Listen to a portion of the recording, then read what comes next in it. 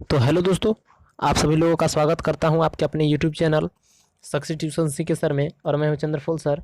दोस्तों, आज की इस वीडियो में मैं लेकर के आया हूं प्रकाश का परावर्तन तथा अपवर्तन से काफ़ी ही वीवीआई ऑब्जेक्टिव क्वेश्चंस, जो कि आपको सीधे दोस्तों बोर्ड से लड़ेगा। दोस्तों, इस वीडियो को देखना नहीं भूलें, यानी शुरू से अंत तक दोस्तों इस वीडियो को जरूर देखें, काफ़ी आपके लिए हेल्पफुल वीडियो होने वाला है। तो चलिए दोस्तों, बिना देर किए हुए इस वीडियो को स्टार्ट करने से पहले, यदि अभी तक आप इस चैनल पर नए हैं तो इस चैनल को लाल बटन को दबा के अभी सब्सक्राइब कर लीजिए तथा बेल आइकन को भी दबा दीजिए, ताकि मैं अगर जितना भी इस तरह का वीडियो लोड करूं तो आप तक सबसे पहले उसका नोटिफिकेशन पहुंचे। तो चलिए दोस्तों, आज का जो वीडियो है स्टार्ट करते हैं। तो दोस्तों, फर्स्ट प्रश्न कहता है कि दाढ़ी बनाने में कौन दर्पण उपयुक्त किया जाता है। दोस्तों, ये 2011 में भी पूछा गया था, 2015 में और 2016 में पूछा गया प्रश्न है। काफ़ी इंपॉर्टेंट है, पूछता है बिल्कुल दोस्तों, वीवीआई क्वेश्चन है, हमेशा याद रखेंगे। तो कहता है कि दाढ़ी बनाने में किस प्रकार के दर्पण का उपयोग किया जाता है। इसको इस तरह से भी पूछ सकता है। तो वो है दोस्तों दर्पण अवतल, यानी अवतल दर्पण का प्रयोग किया जाता है। अवतल दर्पण से दोस्तों क्या होता है कि उसमें छोटा छोटा केस भी बड़ा बड़ा दिखाई देता है अवतल दर्पण में। तो नेक्स्ट क्वेश्चन कहता है, दूसरा कहता है कि गोलीय दर्पण में फोकसांतर एवं वक्रता त्रिज्या के बीच संबंध होता है। तो दोस्तों वो होता है F=R/2, F=R/2। तो यहाँ पे दोस्तों ए भी ऑप्शन हो जाएगा सही, क्योंकि R=2। चूँकि देखिए एफ बराबर, ध्यान देंगे, एफ बराबर होता है क्या, R/2 होता है। तो यहाँ पे आर का मान निकाल सकते हैं, तो आर बराबर हो जाएगा 2F। तो यहाँ देखिए दोस्तों, ये जो ऑप्शन है फर्स्ट में दिया गया है R=2F, तो ये दोनों ऑप्शन सही हो जाएंगे, यानी कि जो आपका ऑप्शन ए और सी है दोनों सही होंगे। ऑप्शन में तो इस तरह का दिया हुआ नहीं रहेगा, लेकिन यहाँ मिस मतलब गलती सही दोस्तों दिया गया है। तो चलिए देखते हैं तीसरा प्रश्न। तो तीसरा प्रश्न कहता है कि अगर किसी अवतल दर्पण की फोकस दूरी एफ तथा वक्र त्रिज्या आर हो तो एफ बराबर दोस्तों R/2 ही होता है। यानी इसमें लगता है कि ऑप्शन जो है दिया हुआ नहीं है, इसलिए इस जो क्वेश्चन है, क्वेश्चन में भी कुछ फॉल्ट लग रहा है दोस्तों, इसलिए हम इसको छोड़कर आगे बढ़ते हैं। तो नेक्स्ट दोस्तों क्वेश्चन कहता है, चौथा प्रश्न जो है कहता है कि अवतल दर्पण में प्रधान अक्ष के समानांतर चलने वाली किरणें दर्पण से परावर्तन के बाद मुख्य अक्ष को किस बिंदु से होकर गुजरती है। यानी किरण किस बिंदु से होकर गुजरती है, तो दोस्तों मुख्य फोकस से होकर गुजरती है। क्वेश्चन यहाँ पे दोस्तों नहीं और लिखा गया है ना। तो चलिए, यानी मुख्य फोकस, यानी यहाँ पे याद रखेंगे कि अवतल दर्पण में या उत्तल दर्पण में भी मुख्य अक्ष के समानांतर चलने वाली किरण दर्पण से परावर्तन के बाद मुख्य फोकस, यानी वह बिंदु होता है, मुख्य फोकस बिंदु से होकर गुजरता है। तो चलिए नेक्स्ट क्वेश्चन देखते हैं। आगे प्रश्न दोस्तों कहता है, 5 प्रश्न, कि किसी दर्पण से वस्तु को कहीं भी रखने पर वस्तु के बराबर आकार का एवं सीधा प्रतिबिंब बनता है, वह दर्पण क्या है। तो वो दोस्तों जो दर्पण है वो है समतल, यानी समतल दर्पण में बराबर, यानी कि वस्तु की ऊंचाई जितना होता है उतना ही ऊंचाई प्रतिबिंब की बनती है, और जितना दूरी पर वस्तु को रखा जाता है उतना ही दूरी पर दर्पण के पीछे बनता है प्रतिबिंब, वो है समतल दर्पण। यानी समतल दर्पण में वस्तु के बराबर प्रतिबिंब बनता है। चलिए दोस्तों नेक्स्ट क्वेश्चन देख लेते हैं हम लोग। तो छठा प्रश्न कहता है कि प्रकाश के अपवर्तन के कितने नियम हैं। तो प्रकाश के अपवर्तन के दोस्तों आपको पता होना चाहिए कि 2 नियम है। प्रकाश के अपवर्तन के 2 नियम है, यानी कि बी जो आपका ऑप्शन है बिल्कुल करेक्ट हो जाएगा। सिंपली अभी पे टिक कर लेंगे। चलिए दोस्तों बढ़ते हैं अगले की। तो चलिए दोस्तों 7 प्रश्न कहता है कि प्रकाश का वर्ण विक्षेपण किस उपकरण से संभव होता है। यानी दोस्तों प्रकाश का जो यहाँ पे कह रहा है, प्रकाश का वर्ण विक्षेपण किस उपकरण से संभव होता है, तो वो है दोस्तों प्रिज्म से प्रकाश का वर्ण विक्षेपण होता है, जो आपका ऑप्शन सी है बिल्कुल सही हो जाएगा। चलिए दोस्तों बढ़ते हैं तो अगले प्रश्न की ओर। तो नेक्स्ट जो क्वेश्चन कहता है कि किसी गोलीय दर्पण की वक्र त्रिज्या 50 सेंटीमीटर है, तो उसकी फोकस दूरी क्या होगा। दोस्तों प्रश्न कह रहा है, बिल्कुल सिंपल ही प्रश्न है, किसी गोलीय दर्पण की वक्रता त्रिज्या दिया हुआ है दोस्तों 50 सेंटीमीटर, तो फोकस दूरी, तो एफ बराबर आपने पढ़ा है R/2।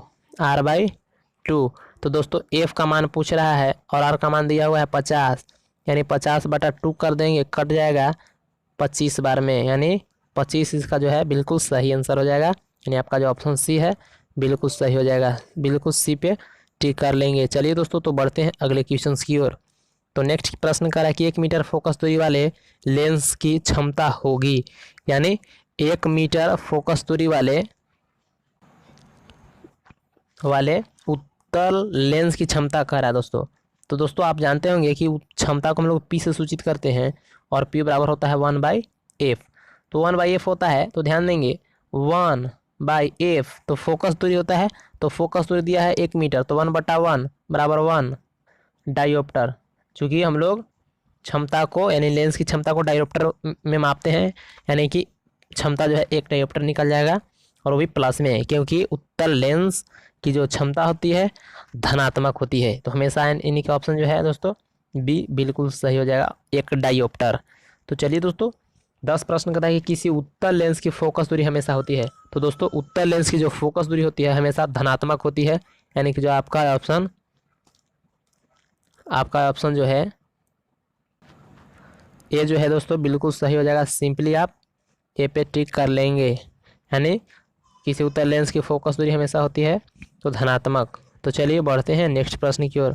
तो 11 प्रश्न कहता है कि प्रकाश का वेग न्यूनतम होता है।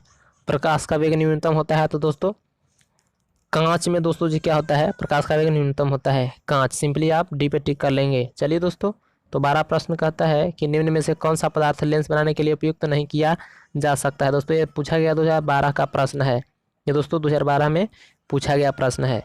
तो वो जो है मिट्टी, यानी कि मिट्टी का दोस्तों कोई यूज नहीं होता है लेंस बनाने में। चलिए दोस्तों, तो बढ़ते हैं नेक्स्ट हम लोग देखते हैं 13 प्रश्न को। तो 13 प्रश्न कहता है कि काल्पनिक प्रतिबिंब होता है, यानी काल्पनिक प्रतिबिंब कैसा होता है। तो दोस्तों वो सीधा होता है, यानी कि जो आपका ऑप्शन है बिल्कुल सही हो जाएगा। सिंपली आप पे टिक कर लेंगे, सीधा होता है। चलिए दोस्तों, 14 प्रश्न कहता है कि किस दर्पण से हमेशा वस्तु से छोटा प्रतिबिंब प्राप्त होता है। तो दोस्तों वो दर्पण है उत्तल दर्पण में हमेशा वस्तु से छोटा प्रतिबिंब प्राप्त होगा, यानी कि जो आपका ऑप्शन बी है बिल्कुल सही जगह। सिंपली बी पे टिक कर लीजिएगा आप लोग। चलिए 15 प्रश्न कहता है कि क्षमता वाले अवतल लेंस की फोकस दूरी होगी। दोस्तों यहाँ पे मैं माफ़ी चाहूँगा क्योंकि यहाँ पे जो है क्षमता नहीं दिया गया है, यानी इरज हो गया है।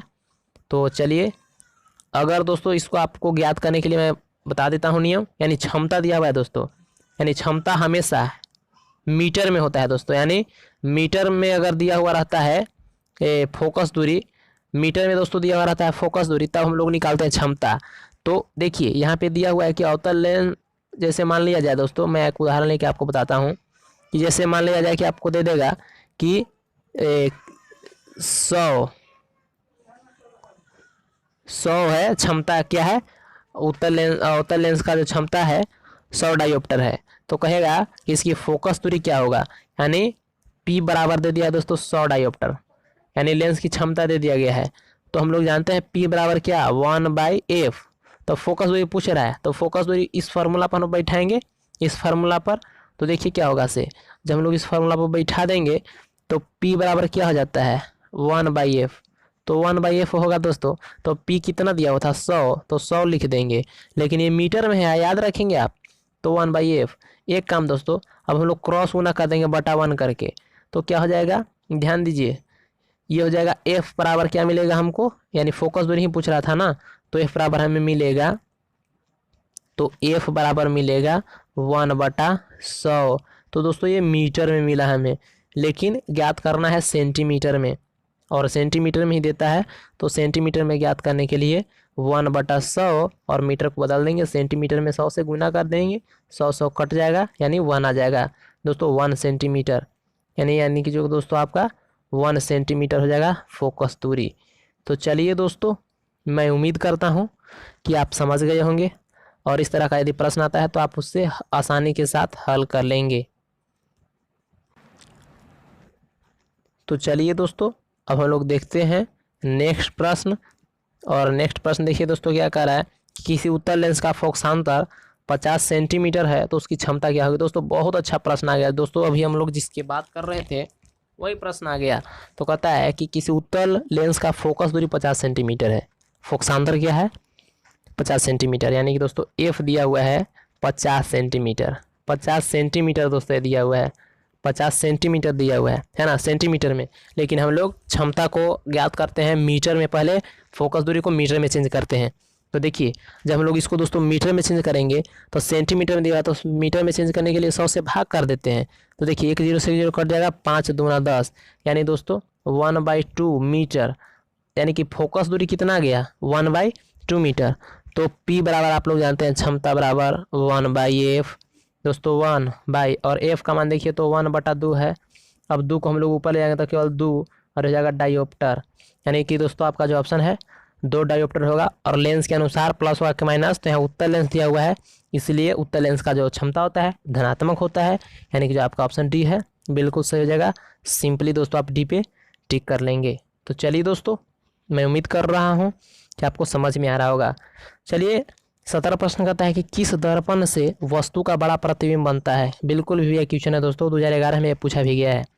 तो किस दर्पण से वस्तु का बड़ा प्रतिबिंब बनता है, तो वह है अवतल दर्पण, यानी कि जो आपका ऑप्शन बी है बिल्कुल सही हो जाएगा, अवतल दर्पण। चलिए दोस्तों नेक्स्ट क्वेश्चन की हम लोग बात कर लेते हैं। तो नेक्स्ट प्रश्न कह रहा है कि 2 डायोप्टर क्षमता वाले लेंस का फोकसांतर होगा। देखिए दोस्तों इसी क्वेश्चन की अभी हम लोग बात कर रहे थे। तो यहाँ कह रहा है कि 2 डायोप्टर, यानी कि P बराबर दोस्तों क्या होता है 1/f फोकसांतर पूछ रहे हैं, फोकस दूरी। तो डायोप्टर है दोस्तों ये मीटर में दिया होता है, यानी कि P बराबर दिया हुआ है 2 डायोप्टर, यानी 2 दिया हुआ है तो 1/f। तो दोस्तों हम लोग यहाँ से f का वैल्यू निकाल लेंगे, तो f का हमें कितना मिल जाएगा 1/2 मीटर। लेकिन आंसर आपको दिया हुआ है दोस्तों सेंटीमीटर में, यदि मीटर में दिया हुआ रहता तो इतना ही होता, भाग दे देते तो 0 पॉइंट मिल जाता 5 मीटर, लेकिन दिया हुआ है सेंटीमीटर में। तो सेंटीमीटर में दोस्तों ज्ञात करने के लिए हम लोग क्या करते हैं 100 से गुना कर देते हैं। तो 100 से दोस्तों गुना कर देंगे तो कट जाएगा 50 दूना 100, यानी कि f का जो मान है आपको मिल जाएगा 50 सेंटीमीटर। तो दोस्तों यानी कि जो आपका ऑप्शन डी है बिल्कुल सही हो जाएगा, यानी सिंपली दोस्तों आप डी पे जो है टिक कर लेंगे, डी बिल्कुल सही है 50 सेंटीमीटर। तो चलिए दोस्तों 20 प्रश्न का था कि समतल दर्पण द्वारा बना प्रतिबिंब होता है। दोस्तों ये पूछा गया है 2015-16 में पूछा गया है प्रश्न। तो समतल दर्पण द्वारा बना प्रतिबिंब कैसा होता है, तो वो काल्पनिक होता है, यानी समतल दर्पण में काल्पनिक प्रतिबिंब बनता है हमेशा। जब नेक्स्ट क्वेश्चन कहता है कि जब प्रकाश की किरणें हवा से कांच में प्रवेश करती है तो वह मुड़ जाती है। तो दोस्तों आप सघन माध्यम और एक विरल माध्यम पढ़े होंगे। तो जब प्रकाश विरल माध्यम से सघन माध्यम में प्रवेश करती है तो वह अभिलंब की ओर मुड़ जाती है। यानी दोस्तों मान लिया जाए कि ये जो है कांच है, अब ये विरल माध्यम है ऊपर, तो ऊपर से प्रकाश आया तो, और ये अभिलंब है, तो प्रकाश आया इस तरह से, तो यह क्या करता है, सॉरी दोस्तों ये कांच है और ये अभिलंब है। तो प्रकाश आया तो आने के बाद क्या होता है, यह अभिलंब की ओर दोस्तों मुड़ जाता है। ये क्या होता है,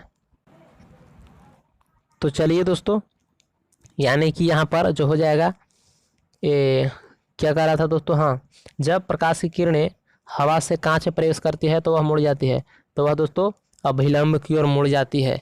यानी हवा से कांच में प्रवेश कर रही है, यानी कि विरल माध्यम से संघन माध्यम में, तो संघन माध्यम में जब प्रवेश करती है सघन माध्यम में तो अभिलंब की ओर मुड़ जाती है, यानी कि जो आपका ऑप्शन बी है बिल्कुल सही हो जाएगा, बी बिल्कुल सही जगह, सिंपली बी पे टिक कर लेंगे। नेक्स्ट क्वेश्चन कहता है कि किस दर्पण से आप चाहे कितनी ही दूरी पर खड़े हों आपका प्रतिबिंब सदैव सीधा प्रतीत होता है, संभवतः दर्पण है। तो दोस्तों या तो समतल या तो उत्तल, या तो समतल या तो उत्तल, यानी कि जो आपका ऑप्शन डी है बिल्कुल सही हो जाएगा। तो चलिए नेक्स्ट क्वेश्चन कहता है कि फोटोग्राफी कैमरा के अभिदृश्यक होता है, यानी कौन लेंस होता है, तो दोस्तों वो होता है उत्तल लेंस। बिल्कुल इंपॉर्टेंट क्वेश्चन है दोस्तों, ये पूछता भी है, बिल्कुल इंपॉर्टेंट क्वेश्चन है। तो दोस्तों चलिए दोस्तों नेक्स्ट क्वेश्चन देख लेते हैं हम लोग। तो दोस्तों 24 प्रश्न कहता है कि साइड मिरर के रूप में प्रयुक्त होता है। दोस्तों ये तो और ही बिल्कुल भी क्वेश्चन है और ये कई बार पूछा भी गया प्रश्न है। तो कहता है कि साइड मिरर के रूप में किस दर्पण का उपयोग करते हैं, तो है उत्तल दर्पण का प्रयोग करते हैं। दोस्तों साइड मिरर के रूप में इसलिए करते हैं कि यह काफ़ी दूर वस्तुओं को भी छोटा करके आसानी पूर्वक दिखा सकता है, वह उत्तल दर्पण। चलिए नेक्स्ट की 24 प्रश्न कहता है 25 प्रश्न कहता है कि एक अवतल दर्पण की फोकस दूरी 10 सेंटीमीटर है तो उसकी वक्रता त्रिज्या क्या होगा।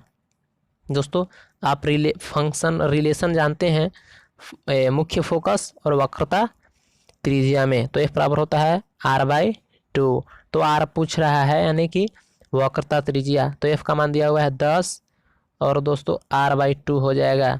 2 इधर है भाग में, इधर आएगा तो गुना में हो जाएगा, तो 10 दूना 20 हो जाएगा त्रिज्या, यानी वक्रता त्रिज्या कितना हो जाएगा 20 सेंटीमीटर, यानी जो आपका ऑप्शन बी है बिल्कुल सही जगह।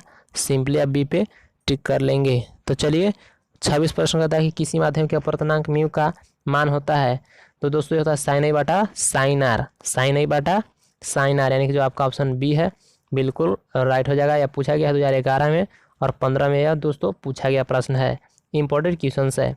चलिए तो 27 प्रश्न कहता है कि निर्गत किरण एवं अभिलंब के बीच के कोण को कहते हैं, यानी निर्गत किरण एवं अभिलंब के बीच कोण, अभिलंब के बीच के कोण को क्या कहा जाता है। तो दोस्तों इसका जो आंसर हो जाएगा दोस्तों बिल्कुल सी सही हो जाएगा, निर्गत कोण। चलिए दोस्तों तो बढ़ते हैं नेक्स्ट प्रश्न की ओर। तो नेक्स्ट दोस्तों जो प्रश्न कह रहा है दोस्तों, नेक्स्ट क्वेश्चन कहता है 28 के अवतल लेंस का आवर्धन बराबर होता है। तो अवतल लेंस का आवर्धन यानी कि एम बराबर, तो एम बराबर होता है -v/u, -v/u। एम बराबर दोस्तों आवर्धन को सूचित करते हैं हमसे, तो एम बराबर होता है -v/u, जो कि आपका ऑप्शन डी में दिया हुआ है, परंतु माइनस दोस्तों मिस हो गया है, छूट गया है, तो -v/u आप मान देंगे, -v/u। चलिए 29 करता है कि सरल सूक्ष्मदर्शी में किसका उपयोग होता है, तो वो दोस्तों उत्तल लेंस का उपयोग होता है। सरल सूक्ष्मदर्शी में उत्तल लेंस का प्रयोग होता है, यह 2015 में पूछा गया प्रश्न है। चलिए दोस्तों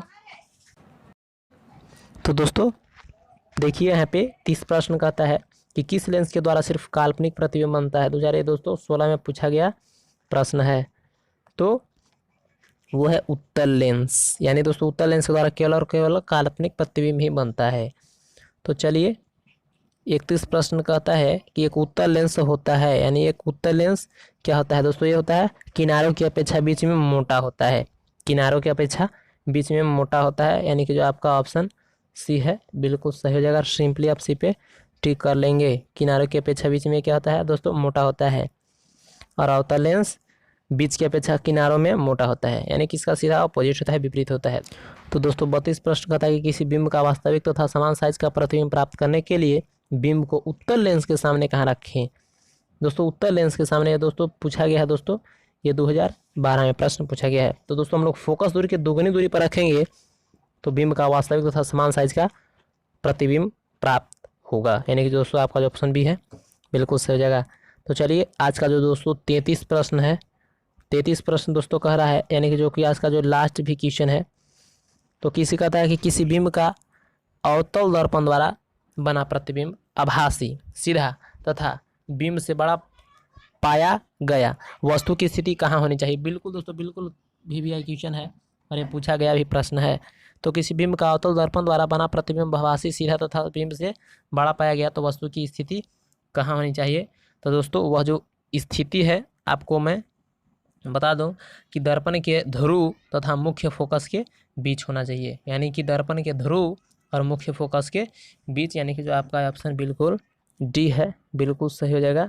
और सिंपली दोस्तों आप डी पे टिक कर लेंगे, बिल्कुल इंपॉर्टेंट क्वेश्चन है दोस्तों। तो चलिए दोस्तों मैं उम्मीद करता हूँ कि आज का जो वीडियो है दोस्तों आपके लिए बेहद ही मनपसंद दोस्तों आज का ये वीडियो रहा होगा। तो चलिए दोस्तों फिर मिलते हैं आपसे अगले नए वीडियो में। तो आज के लिए बस इतना है।